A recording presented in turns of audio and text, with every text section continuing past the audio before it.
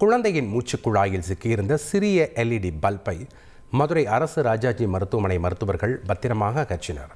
மதுரை அனுப்பநாடியைச் சேர்ந்த 1 வயது பெண் குழந்தை கடும் காய்ச்சல் காரணமாக மதுரை அரசு ராஜாஜி மருத்துவமனையில் அனுமதிக்கப்பட்டது.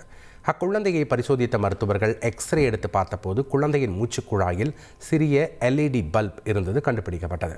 இதையடுத்து மருத்துவர்கள் நுரையீரல் அகநோக்கி அறுவை சிகிச்சை மூலம் குழந்தையின் மூச்சுக்குழாயில் சிக்கியிருந்த LED பல்பை பாதுகாப்பாக அகற்றினர்.